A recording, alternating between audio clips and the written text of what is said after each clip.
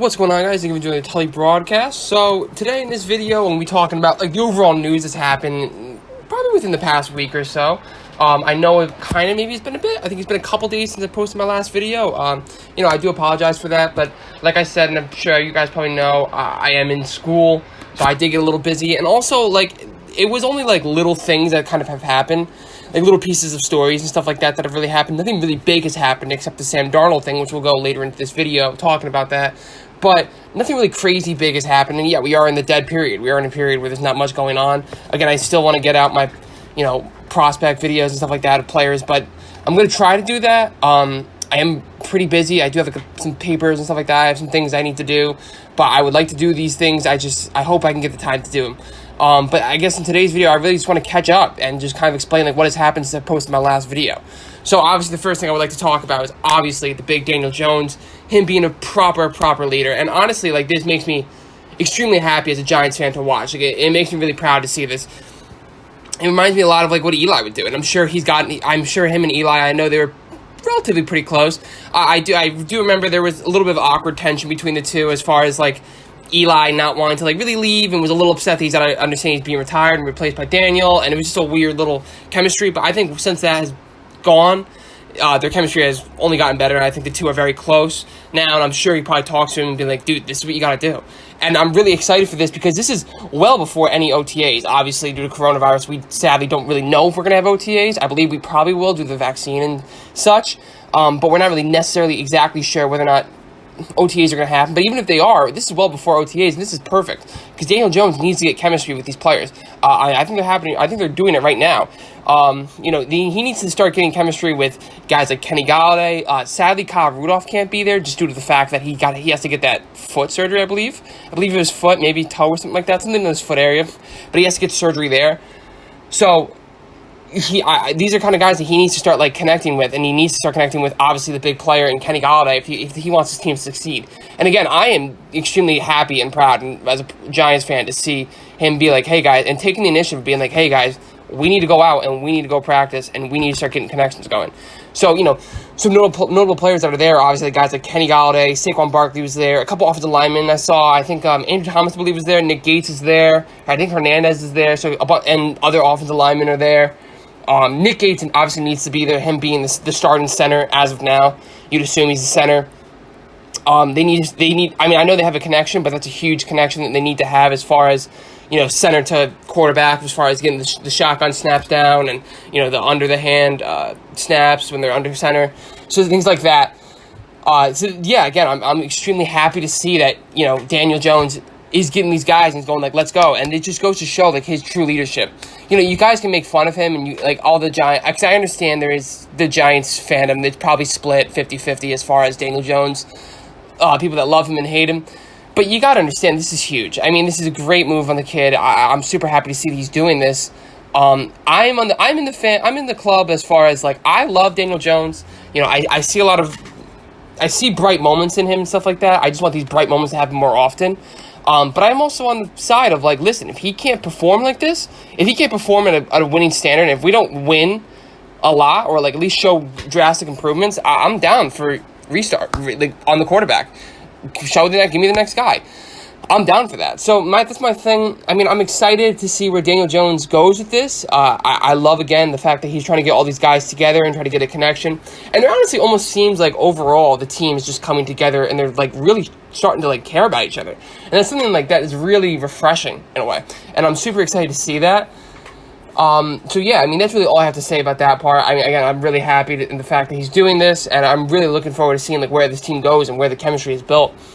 But now on to the other news that has happened since I've made this last video, and it has to do with the draft, so that's why I wanted to make this video out, was the Carolina Panthers trading for Sam Darnold. And now for the Jets fans, I'm sure there's very limited fans that you listen to me, but I think this was a relatively good trade for you. I mean, the only thing you're really going to probably get out of Sam Darnold was that second round. I know you guys were asking for a first rounder, which just didn't happen. I mean, and it was not going to happen. Sam Darnold, I liked him coming out of college, but he hasn't really done anything. He really hasn't. He hasn't really performed at all. And you could say it's the system that he was around in Adam Gase's system. You could say it's the players. You could say it's the team. And I honestly probably would agree to that. And Adam Gase is a horrendous coach for quarterbacks. I mean, you saw it with Ryan Tannehill. Ryan Tannehill wasn't really playing well and was like a pretty bad quarterback. And then he goes to Tennessee, and now he's a relatively good starter.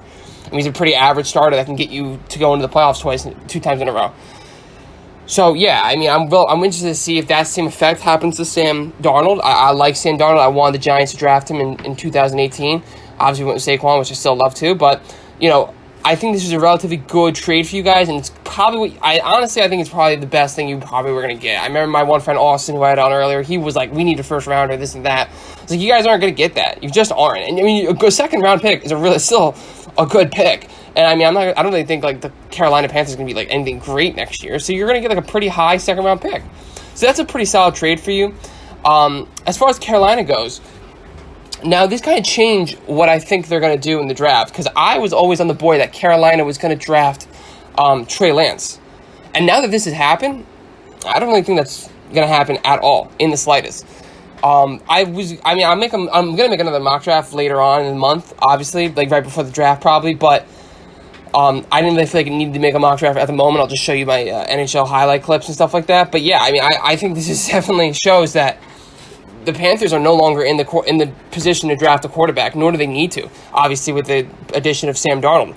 So, yeah, I mean, it only makes sense. I think that the Panthers are another team that's probably going to end up picking a weapon, which is good for us. I just saw a mock draft, which came out that, like, Penei Sewell was going to fall to the Giants. And obviously, I'm on the board of the Giants picking up another offensive lineman. I love all the weapons we've got. I understand people want weapons, but weapons only go so far. I mean, look at 2018. We had Odell Beckham and Saquon Barkley, and when Saquon Barkley wasn't hurt, and we couldn't do anything. We were horrendous. We went like 6-10 or something like that, or 5-11. So like, it doesn't really necessarily, just because you have all these weapons, if you can't block, it doesn't matter at all. They don't matter at all. They're completely just nulled out of the game, because if they can't get the time to get these routes going, like Kenny Golladay, because he's a deep threat kind of guy, he's useless, because he can't. Because if Daniel Jones doesn't have the time in the pocket, he's done. So I'm the fan of getting us an offensive lineman. And I think with this trade, I think we could be in that situation. Obviously you look at the first 3 picks. The first 3 picks are without a doubt quarterbacks. I would assume it's going to be Trevor Lawrence, Zach Wilson, Mac Jones. Especially saying that the Jets traded away Sam Darnold. This is solidified them getting Zach Wilson. I mean, everyone kind of thought it was going to be Zach Wilson. And no one really most mocks had Zach Wilson going to the Jets. If they didn't have Zach Wilson going to the Jets, then they had Penei Sewell going to the Jets. That's probably not going to happen now looking at this. But yeah, Zach Wilson is 1,000% going to go to the Jets. Trevor Lawrence is obviously going to go to the Jags. And then Mac Jones, everyone says that the Niners really like Mac Jones. Now you look at the 4th pick. The 4th pick, the Falcons have came out and said, we're definitely willing to trade out of this pick.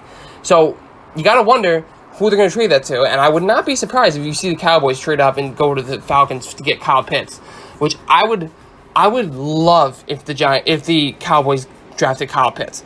I think Kyle Pitts is a very good player. Obviously, everyone has some. I've saw some crazy reports, and he's the best player in this draft. I don't think that's necessarily true, but I've seen some crazy reports like that. I think Kyle Pitts is a good player, but I would love if the Cowboys would draft offensive weapon in this position, because their defense is horrendous. They can't stop anything. So I would be super excited to see that. I think it'd be an awful draft pick, and they're going to have to trade a lot in order to get to the 4th pick. So, but anyway, you have the Falcons, who I would assume people have him connected to, what's his name? Kyle Pitts, if they were to stay at 4. I don't really know if that's the case. If that's the case, like I said before, that means then they have faith in Matt Ryan to be the guy for longer than more than 1 year or 2 years. So, it really depends there, but I think the Falcons are between quarterback and Kyle Pitts, which is good for us, like I said before, because that means that we don't have to worry about, as far as me being the offensive lineman guy, we don't have to worry about an offensive lineman off the board. That's one team. Then we go to the Bengals. The Bengals, who I said should draft an offensive lineman, but I don't think they will, do the whole Eagles situation, how the Eagles want Jamar Chase, but then Jamar Chase was supposedly really connected to the Bengals, because the Bengals were like, Joe Burrow really wants Jamar Chase back.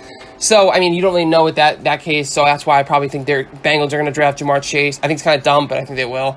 The Dolphins have been connected to a lot of wide receivers as well. They've been connected to Devontae Smith for majority of this year, so I could see that happening. I could see the Devontae Smith going at pick 6. Then 7, I wouldn't be surprised if they go with Jalen Waddle here. I mean, Jalen Waddle seems to be the guy. He's a great player. It wouldn't really make much sense to me, but I think he's a good player in general. You never know. They do need a guy to replace, obviously, Kenny Golladay, and I think Marvin Jones is off that team too, so they really don't have a wide receiver at all. So they do need a guy to replace them with that. But I would not be surprised, like I said in my before mock draft, if Penei Sewell's there. I wouldn't be surprised if they take him. You never know. And then obviously, I think the Carolina Panthers. Here's my problem with both the Lions and the Panthers. I'll go back to the Lions just for a second. But with the Panthers and Lions, I do not, sadly, guys, I'm sorry to say, I do not know the state of their offensive line. Their offensive line might be awful, and they might be fantastic. I maybe have to do a little more research into that. But if they have relatively solid offensive linemen, I would not be surprised if they took wide receivers here at all, or some kind of wide receiver weapon at all. It would only make sense to me. And then I picked 9. I would not be surprised if they took a quarterback either with the Broncos. The Broncos probably need they definitely need a quarterback because I don't think Drew Lock is the guy. But my other problem is, what's his name is not good at John Elway is not good at picking quarterbacks. So I'm not really sure. I also do remember that John Elway kind of stepped down from the position that he was in. So maybe he doesn't draft a quarterback there. You never really know. I think they're probably in between cornerback and corner. So quarter and cornerback at Broncos. And then the Cowboys, if they stay at 10, I think they're probably, if they stay at 10, they're going to go corner. If they don't stay at 10, they're going to go, and they trade up with the Falcons. Again, don't be surprised if that happens. They're definitely going to go with Kyle Pitts. So I think that's where probably the Cowboys are probably at. So, yeah, I mean, when you think about it, there's only like 2 teams that I would be relatively a little afraid of taking an offensive lineman, and that's between the Lions and the Panthers. I would be surprised if Penei Sewell fall to us, but thinking about it right now, it makes sense. If I'm the Panthers, though, I kind of want to protect my quarterback and Sam Darnold. You already have pretty good weapons as far as DJ Moore goes. Robbie Anderson's a pretty good player, too. And you have CMC, so you have good players. I probably would have the Panthers if Penei Sewell is there picking them. But, yeah, that's kind of the only reason why I changed the situation for us as far as you could see one of these big-time offensive linemen as far as Penei Sewell goes falling to us. But now I don't necessarily think he will. Some people say that he will as far as I saw some, expert, in quotation, expert. At this point, honestly, most of this is just guesswork. I mean, I'm not an expert at all. I'm just kind of like talking off the rails right now. But it only makes sense. You see teams saying that Penei Sewell will fall to us. But I don't know. It doesn't make any sense to me. I think the Panthers probably want to defend their players. Like they have, again, like I said, they have solid weapons. Like DJ Moore is a very solid weapon. Christian McCaffrey is a very solid weapon. Robbie Anderson is a very solid weapon. So you want to protect these guys, and how are you going to do that? With drafting one of the best offensive lineman prospects in a while. So it only makes sense to me. But the good thing is Rashawn Slater will be there. And I like Rashawn Slater a lot. The one thing I'm a little afraid of, though, as Giants fans, is I've seen the Giants really have a big emphasis on going to these defensive end pass rusher players. They've gone their prospect days, they've gone to Micah Parsons prospect camp. They've gone to Gregory Rousseau and the Miami prospect camp. So I'm a little worried that they're going to spend this 11th pick on a player like that. Maybe they're hoping that maybe one of these guys falls into the second round. And obviously, Micah Parsons probably won't, but there is that defensive end also from Penn State. I'm kind of running a blank on his name. I know he has a little bit of a crazy name. No offense to him, but I know he has an interesting kind of name. So I probably wouldn't be able to say it anyway if I did know it. But they may be hoping that he falls to them there, or maybe they want to trade up. If these guys worth trading up out of the second round? You never know. But yeah, I really hope. I can see it. Listen, I'm looking at it, and I can kind of see Penei Sewell falling to us, or obviously Rashawn Slater falling to us.